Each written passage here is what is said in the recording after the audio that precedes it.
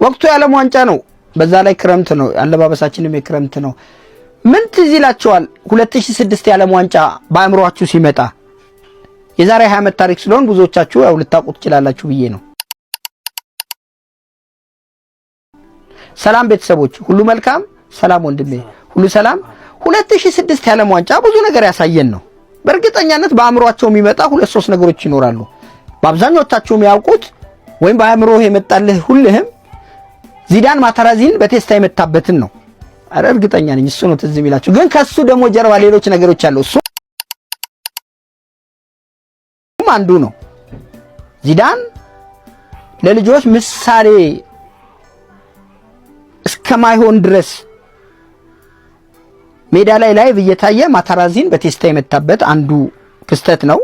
እርግጥ ነው የእህቱን ክብር የቤተሰቦቹን ክብር የሚነካ በጸያፍ ቃል ማታራዚ ተናግሮት ነው በቴስታ ደልቆ ጣለው፣ በቀይ ካርድ ወጣ። ይሄ የዓለም ዋንጫ ወይም ያ እንትን የፍጻሜ ጨዋታ ላይ ነው። ማንም ሊረሳው የማይችል ክስተት ነው ይሄ። እንዳንድ እሱ ይያዝልኝና ሌላው ብዙዎቻችን ማናውቀው ያ 2006 የዓለም ዋንጫ ሁሌ የሚገርመኝ አንድ ነገር አለ። እዛ ላይ ከተወዳደሩት 32 ቡድኖች ውስጥ አንዷ ሰርቢያና ሞንቴኔግሮ ነበረች። ዛሬ ላይ አሁን በእናንተ ጊዜ ሰርቢያ ሌላ ሀገር ነች፣ ሞንቴኔግሮ ሌላ ሀገር ነች። ሰርቢያና ሞንቴኔግሮ 2006 የዓለም ዋንጫው ከመድረሱ በፊት በስምምነት ሰርቢያ ሌላ ሀገር፣ ሞንቴኔግሮ ሌላ ሀገር ልትሆን ተስማሙ በሪፈረንደም። ከዛ የዓለም ዋንጫውን ማጣሪያ ጨዋታ ሲያደርጉ የነበሩት እንደ ሰርቢያና ሞንቴኔግሮ ሆነው ነው። ምን ይደረግ? የለም የዓለም ዋንጫውን አብረን በጋራ ስለሆነ የመጣ ነው። የዓለም ዋንጫውን እንደ ሰርቢያና ሞንቴኔግሮ ሆነን እንወዳደረው። ከውድድሩ በኋላ ወደ መለያየቱ እንመጣለን አሉ። ኦሬዲ ቀድሞ ተለያይቷል፣ ተስማምተዋል። ያቺ ዓለም ዋንጫ ግን አስተሳሰረቻቸው። ቢያንስ ከምድቡ ከውድድሩ እስኪሰናበቱ ድረስ እንደ አንድ መጡ ዓለም ዋንጫው። የዓለም ዋንጫው ሲያልቅ ግን ተለያዩ።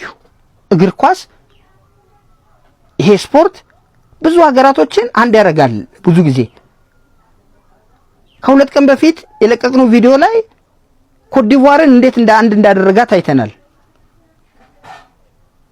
ወደፊት ደግሞ በእግር ኳስ ማጣሪያ ጨዋታ የተነሳ የተደበላለቀ ጦርነት የገቡ ሀገራቶችም አሉ፣ እናያለን። እሱን እነ ሆንዱራስ የሚገርም ጦርነት ሁለት ሀገራቶች በእግር ኳስ የተነሳ። በሁለተኛው ዓለም ጦርነት ደግሞ በእግር ኳስ የተነሳ የነ ናዚው የነ ጀርመንና የነ ፈረንሳይ ደግሞ ቡድኖች ደግሞ ቢያንስ የገናን ጨዋታ በእግር ኳስ እናሳልፍ ብለው ሁለት ጠላቶች በአንድ እግር ኳስ የተጫወቱበት አለ። እናያለን እንደየጊዜው ማለት ነው። ይሄ ሰርቢያና ሞንቴኔግሮ በጣም ይገርመኛል። ፈገግ የሚያደርግና መጨረሻ ላይ ግን የውድድሩ ላይ ደግሞ ቆንጆ ተጫዋቾች ይባልና ይመረጣል። በጣም አከራካሪ የሆነ ነው። በዛ ውድድር ላይ 2006 ላይ ሳንታ ክሩዝ የሚባል በጣም ቆንጆ ተጫዋች ነበረ። እዚህ የደቡብ አሜሪካ ሀገራት ውስጥ ፔሩ አይ ቲንክ የሆነ ሀገር ቆንጆዬ ነው በጣም።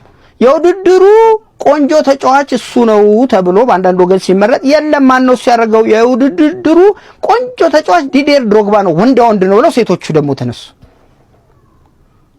አሁን ዲዲየር ድሮግባ ለኛ ቆንጆ ነው። ሴቶች ግን በዛ ውድድሩ ላይ ባለም ዋንጫው ላይ ቆንጆ ተጫዋች ዲዲየር ድሮግባ ነው ወንድ ነው ተባለ። አከራካሪ ሆነ። ሳንታ ክሩዝ በጣም ቆንጆ ነው፣ ኖ ወንድ ግን አይደለም አሉ። 2006 የዓለም ዋንጫ ከብዙዎቹ እችኛዋ በጣም ትዝ ትለኛለች። እንደመቻችሁ ተስፋ አደርጋለሁ። አመሰግናለሁ።